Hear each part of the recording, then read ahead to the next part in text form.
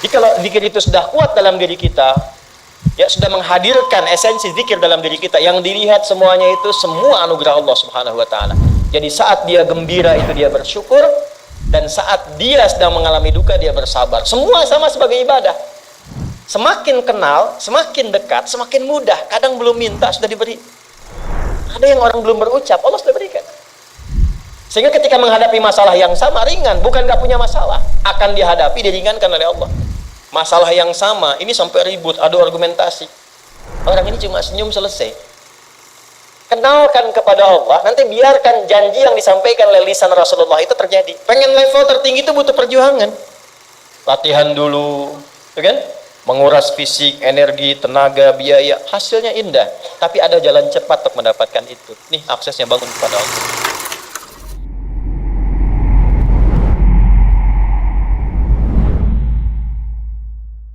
Nih Pak, indahnya begini Pak. Maaf ya. Lihat istri itu, ingat Allah. Lihat anak, ingat Allah. Ibu lihat suami, ingat Allah. Kalau melihatnya begitu, maka substansi berumah tangga itu nikmat rasanya, dan tanggung jawab itu melekat pada diri kita untuk terjaga dalam kebaikan. Ya. Saya nitipkan handphone saya ke antum, dan antum tahu itu punya saya. Ya, dan Anda mencintai saya misalnya, ta'zim di situ. Mungkin nggak handphone itu ditempatkan di tempat yang tidak baik? Mungkin nggak Anda taruh di lantai begitu saja? Demi Allah saya katakan, mungkin Anda akan mencari tempat terbaik, disimpan di situ, dirapi-rapikan, dilap-lap, karena Anda merasa itu punya saya yang dititipkan pada Anda. Manusia saja bisa Anda perlakukan demikian. Bagaimana ketika Anda melihat anak itu amanah Allah, yang Anda sebagai orang tuanya akan ditanya di kemudian hari. Maka kalau mau bersikap yang nggak enak itu, nggak bisa Pak kita lakukan. Mau bentak tuh nggak bisa. Mau marah tuh ditahan-tahan. Ya. Dan itu dijaga. Lihat istri sebagai amanah Allah itu beda caranya dengan hanya melihat kemanusiaannya saja. Istri melihat suami sebagai amanah Allah akan lain. Ya. Makanya akan selalu sempat dan optimal merawat istri sendiri dibandingkan lihat-lihat istri orang. Begitu sebaiknya. Ibu pun tidak harus berharap, kenapa ya suami saya nggak seperti Ustadz? Harapan yang sia-sia. Sudah ada turunan hikmahnya. Nah itu ada latihannya. Latihannya apa? Alladzina yadhkurunallah, zikir. Jadi kalau zikir itu sudah kuat dalam diri kita, ya sudah menghadirkan esensi zikir dalam diri kita, yang dilihat semuanya itu semua anugerah Allah Subhanahu wa taala. Jadi saat dia gembira itu dia bersyukur, dan saat dia sedang mengalami duka dia bersabar. Semua sama sebagai ibadah. Ajaban li amril mu'min. Kalau sudah seperti itu, kata Nabi, perkara hidupnya mengagumkan, gak ada keluhan. Itu latihannya zikir. Nah, zikir ini di Quran diturunkan dalam bentuk yang pokok berupa amalan ritual. Karena itulah semua bentuk amalan ritual disebut dengan zikir. Jadi kalau kita ingin hadirkan sifat tadi, maka cara pertama tingkatkan ibadah ritual. Salat. Apalagi? Al-Quran. Saya ambil dua dulu lah, supaya nggak banyak-banyak dulu. Yang pokok salat yang kita lakukan tiap hari. Tinggal kuantitas dan kualitas kita tingkatkan.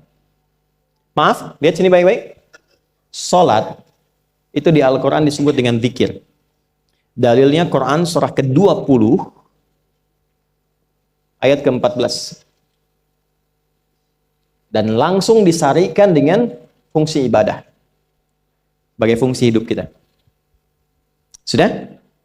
Perhatikan baik-baik. Innani anallah la ilaha illa ana fa'budni wa aqimis salata lidzikri. Itu dalilnya. Sayalah Allah, kata Allah. La ilaha illa ana, tidak ada Tuhan yang layak dipertuhankan dan layak disembah kecuali saya, Allah. Allah. Bagaimana kenal Allah sebagai Tuhan? Ya, yang layak disembah, yang harus dipertuhankan, kenalnya bagaimana? Mendekatnya bagaimana? Fa'budni, sembah saya supaya kamu kenal saya, dekat dengan saya, tahu saya. Bagaimana caranya? Wa aqimis shalah, tunaikan salat. Jadi kalau pengen dekat dengan Allah, terkoneksi kepada Allah, tersambung, punya sifat tawakal yang kuat, nih tingkatkan sholatnya, tambah. Makanya tiap hari kita sholat 5 waktu itu untuk membangun konektivitas dengan Allah. Sebab kalau sudah dekat, aksesnya pun terbuka semua. Itu maksudnya. Anda dekat dengan pimpinan, akses di perusahaannya kan mudah untuk diakses. Ya kan?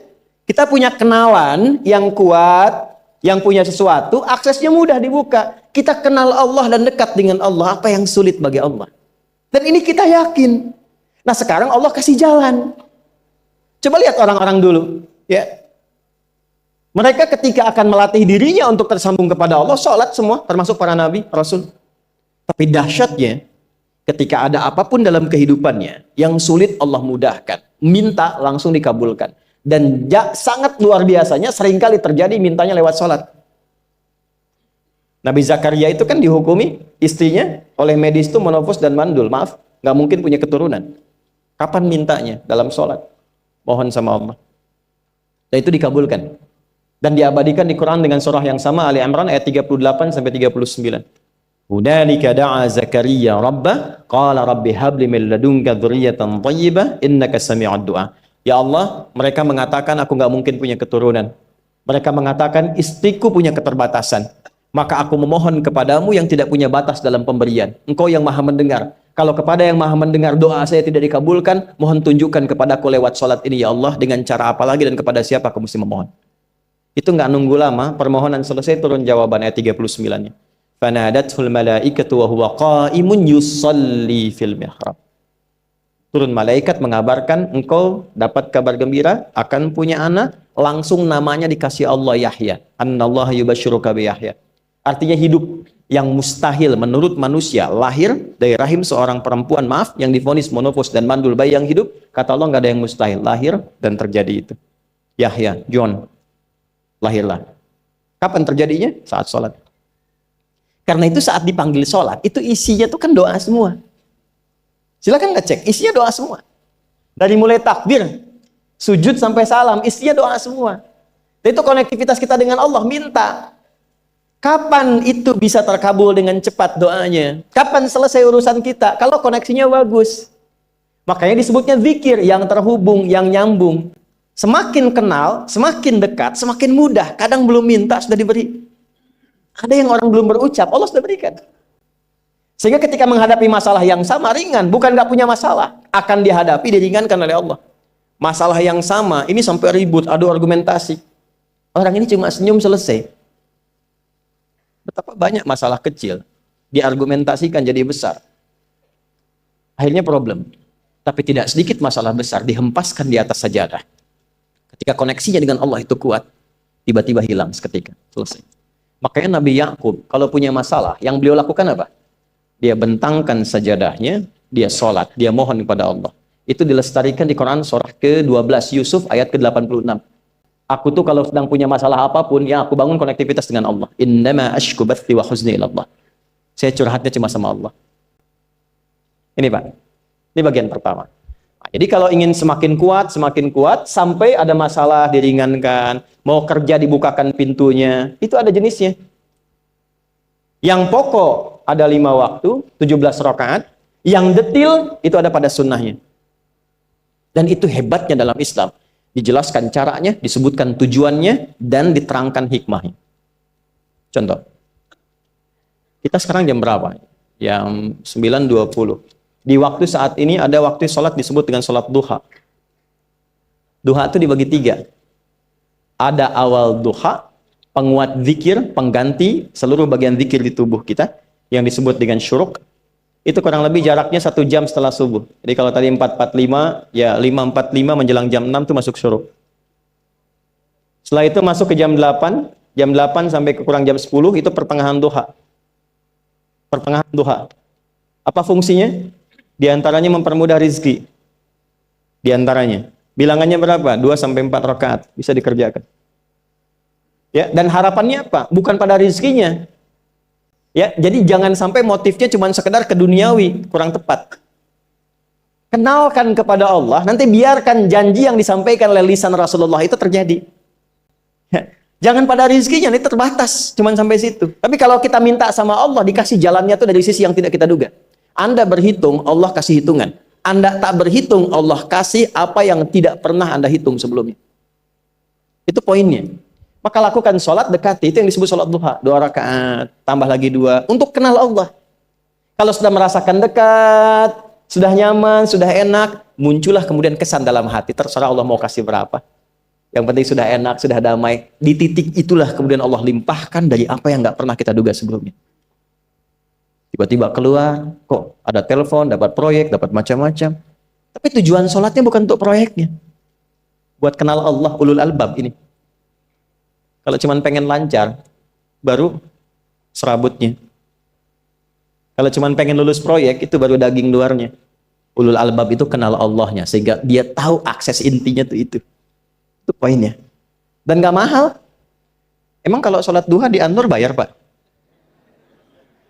Pakai biaya. Baiknya luar biasa. Sudah? Satu. Kalau mau lagi misalnya, ini yang paling dahsyat nih. Dibimbing kita sampai ke posisi terbaik di apapun itu. Jadi ayah terbaik, ibu terbaik. Ya, jadi karyawan strategis, di militer terbaik. Terbaik tuh gini. Di tempat terbaik yang memuliakan tuh makom namanya. Makanya kuburan sering disebut makam kan? Ya kan? Maksudnya apa? Maksudnya Anda selama hidup berkaryalah yang baik, ibadah yang benar, sehingga Anda wafat pun terhormat. Ya, kata makom itu pertama kali di Al-Baqarah ayat 125, makom Ibrahim. Ya. Ketika Allah sampaikan dalam Al-Qur'an, didapatkan di situ maqam Ibrahim, wa idz ja'alna al-baita mathabatan lin-nasi wa amna wattakhidhu min maqami Ibrahim.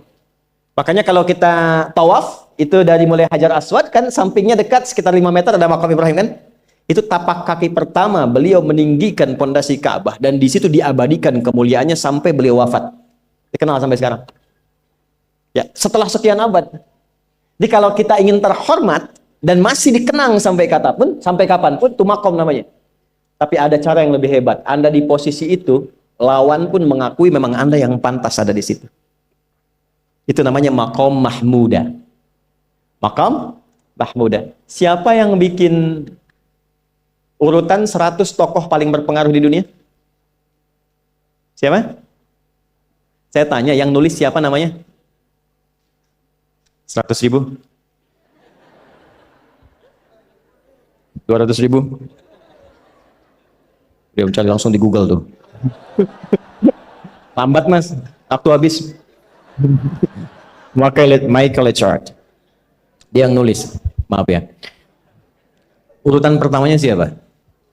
Muhammad SAW. Yang nulis itu muslim atau bukan? Kok bisa tergerak hatinya untuk menempatkan seorang nabi muslim di tempat pertama? Saya tanya begini, kenal Abu Jahal nggak? Ya Allah. Makin siang nih nggak fokus nih. Saya kira cuma di Bengkali saja yang kenal Abu Jahal, sini kenal juga. Baik, Abu Jahal itu, apakah orang ini tidak kenal Nabi? Kenal. Orang ini tahu, kalau saya sebut orang ini berarti kurang bagus ya. Kalau saya sebut beliau berarti baik ya. Abu Bakar saya sebut beliau, Abu Jahal orang ini. Maksudnya Abu Jahal. Apakah orang ini tidak tahu kalau Nabi itu mulia? Nabi unggul. Nabi hebat kan? Jadi mengakui sebetulnya Nabi unggul. Dan gulat dengan Nabi itu dalam olahraga kalah. Dia tahu Nabi itu kuat. Ya.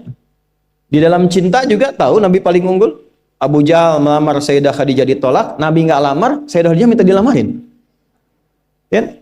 Dari sejak itulah dia nggak mau tahu semua yang dari Nabi, pokoknya semua harus jelek. Walaupun dia tahu itu baik. Nggak kenal, sampai nggak menanamkan pada dirinya nggak ingin kenal kebaikan Nabi. Nggak ingin kenal pada sesuatu, itu jahlun namanya. Jadi kalau ada mbahnya yang paling bodoh, yang nggak pengen tahu, itu Abu Jahal namanya. Maka sejak saat itu orang ini disebut dengan Abu Jahal. Tapi Abu Jahal pun itu meyakini kebenaran, kekuatan Nabi, cuman karena iri saja. Gitu. Tapi dia nggak bisa nolak. Menilai seseorang di tempat terbaik yang kita nggak bisa nolak dan mengakui memang dia orang yang terbaik, itu namanya maqam mahmuda. Tahukah Anda, jalan untuk mencapai makom mahmudah itu nggak akan mungkin kita dapatkan kecuali mendekati yang punya semua makom, yaitu Allah Subhanahu wa Ta'ala. Dan jalannya lewat sholat. Itu lewat sholat.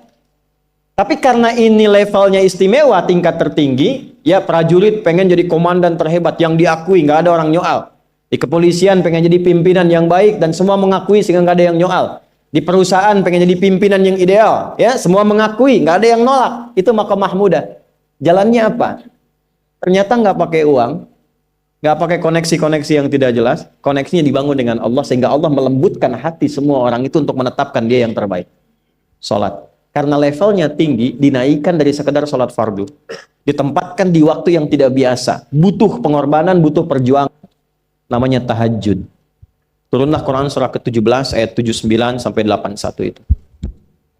Quran surah 17 ayat 79 sampai 81. Ini poinnya. Wa minal laili fatahajjad bihi nafilatan laka asa ayyab'athaka rabbuka maqaman. Ini kan terjadi keanehan kan, ironinya. Anda pengen sukses, pengen tertinggi, Anda tahu Allah penentunya, Anda tahu Allah yang punya rizki, Allah punya kekuasaan, tapi Anda nggak mendekati Allah. Terus yang dipakai cara-cara salah, kenapa harus korupsi? Kenapa harus nyogok? Kalau SK-nya nggak Allah tetapkan, nggak akan turun juga. Dan sudah hukum, kalau ayah berbuat maksiat, itu anak istri pasti kena. Itu udah hukum. Makanya saya mohon ya para ayah itu kalau mencari nafkah, cari yang benar. Kasihan anak Anda yang di SD. Harus berhenti sekolah. Maaf, bukan anak Anda, maksudnya anak orang lah. Kenapa harus korupsi? Maka ketika ada tawaran sogokan yang nggak bagus, tuh yang dibayangkan tuh itu bukan cuma proyek jalan dapat uang banyak, tuh anak-anak tuh bahaya. Ke sekolah disebut anak koruptor, sedih. Istri nggak sanggup keluar belanja. Tuh pikirkan, itu sudah hukum. Sudah hukum. Anak juga begitu. Kalau mau berperilaku, ingat orang tua. Sebab ketika tidak baik, orang tua pasti kena. Anak di sekolah berantem, yang dipanggil siapa? Orang tuanya. Itu selalu terikat. Di rumah tangga itu selalu begitu. Karena nafas itu terikat. Semua saling mengikat. Babnya itu jelas. Nah, balik ke sini. Kalau ingin tingkat yang tertinggi, dekati pemiliknya Allah. Ini. Makanya tuh harus punya itu. Itu ringan kalau sudah punya itu tuh Allah. Saya punya Allah. Kita mau apa? Takut hidup. Nabi ditodong pakai pedang. Siapa yang menyelamatkan Muhammad sekarang? Ringan Nabi jawab, Allah. Jatuh pedang. Dibalik, kamu siapa yang menyelamatkan kamu? Bingung. Udah punya Allah itu luar biasa. Nah, ini yang harus tanamkan pada jiwa. Punya Allah sebagai Tuhan. Kalau sudah dekat, kenal, baik dengan itu, akses mudah semua. Dan yang paling indah itu apa? Menerima apa yang Allah tetapkan. Hari ini nggak dapat, alhamdulillah. Saya masih dikasih jalan. Alhamdulillah, besok belum dapat. Ada akumulasi, paham. Nah, itu nggak mungkin bisa dapat rasa itu. Salah satunya, ikhtiarnya apa? Nih, tahajud. Dan hebatnya, kenapa sholatnya disebut tahajud? Tidak disebut sholat hajat. Ada hajat, ada tahajud, beda. Hajatun, hajada, hajadun, ada tahajjada ya tahajjud, tahajud. Beda. Tahajud, di situ aja. Ini sengaja nggak saya hapus nih. Mana staf saya? Oh, foto nih ya. Saya hafal insya Allah. Tahajud. Asalnya dari kata hajada, begini, ha, jim, dal. Ditambah ta di depannya, lalu ada tasydid sebelum akhirnya. Nih. Ini akarnya 3 huruf, ha, jim, dal. Hajada itu asalnya bangun dari tidur malam. Tidur dulu, lalu bangun setelah itu. Itu hajada. Pelan-pelan. Paham sampai sini? Kita teruskan. Kalau kita ingin berusaha untuk bangun, mengoptimalkan diri untuk bangun, maka tambahkan tak di depannya. berusaha untuk mendapatkan atau mencapai sesuatu. Kalau yang kita akan lakukan itu tidak mudah, nggak gampang bangunnya, sehingga butuh rencana, butuh persiapan, ya kan? Maka tambahkan tasydid sebelum huruf akhirnya. Dari kata syiddah, apa yang mau dikerjakan ini nggak mudah. Memang pengen bangun itu jam 3. Tapi kan nggak tiba-tiba ujuk-ujuk bangun jam 3, belum tentu. Ya kan? Kita harus rencanakan dulu supaya bisa bangun, saat bangun itu siap, bukan cuma bangun.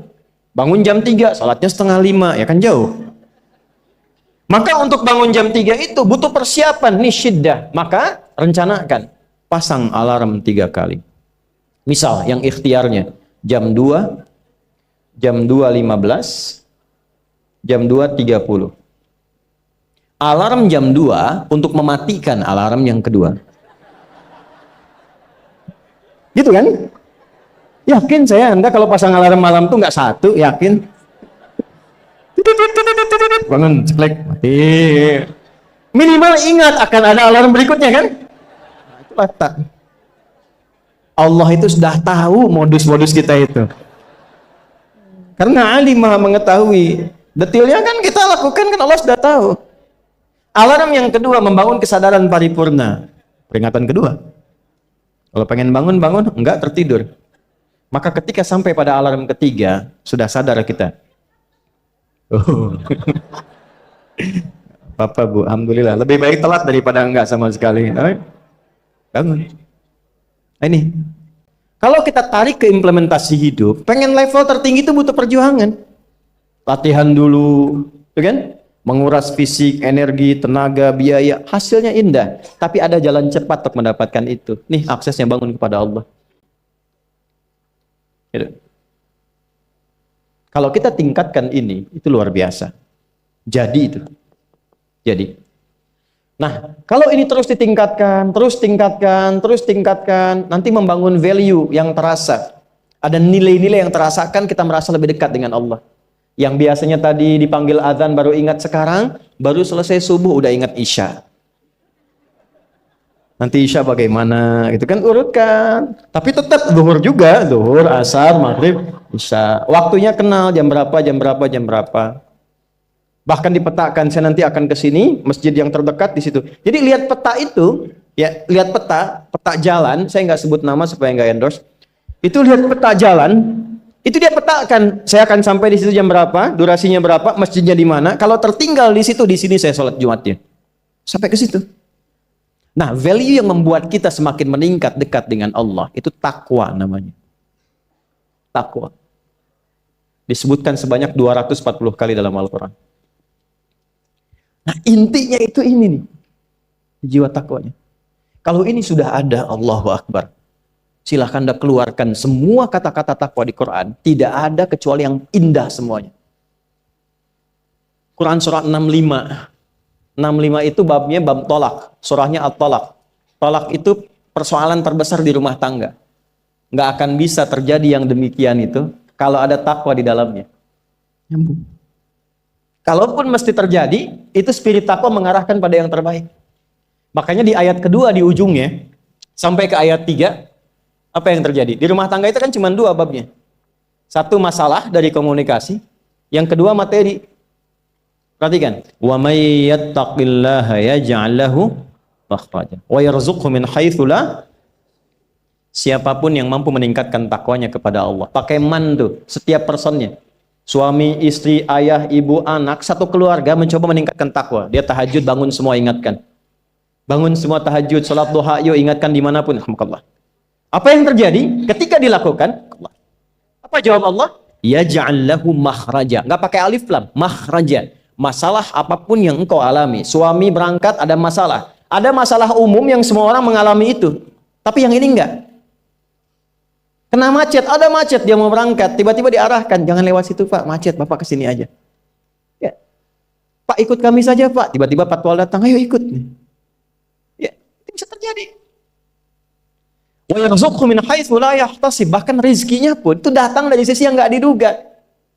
Gak nyangka ya, emang gak sangka datangnya. Ya, habis sholat, tiba-tiba telepon masuk, belum selesai proyek, ini ada permintaan itu. Beda istidraj dengan takwa itu lain. Kalau istidraj itu bertambah tapi lupa Allah. Hati-hati. Proyek nambah, sholat lupa. Hati-hati. Hati-hati ya. Pekerjaan menambah, omset nambah, tapi nggak pernah bisa ngaji. Nggak pernah mampu sholat. Hati-hati itu.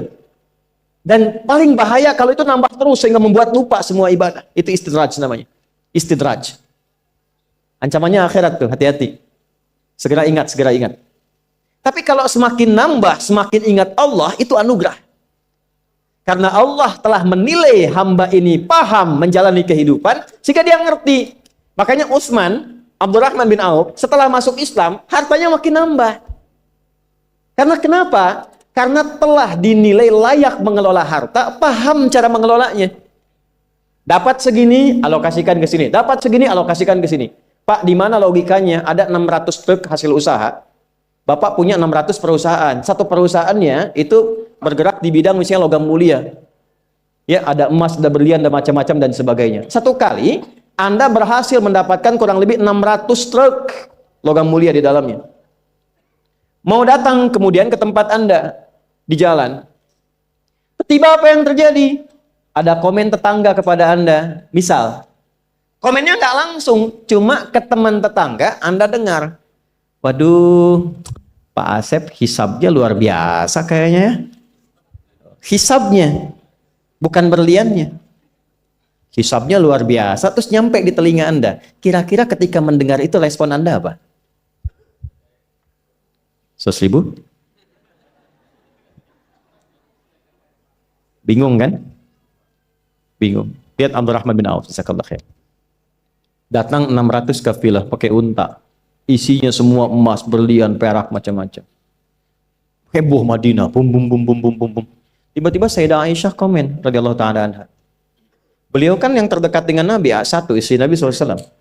Jadi kalau sudah ring satu Nabi, ada yang komen, kita tuh cuma 3 sikapnya. Like, share, and subscribe. Gak usah ikut komen lagi. Sukai, share, subscribe. Ikuti jalannya. Apa komennya? Secara singkat, kama qalat.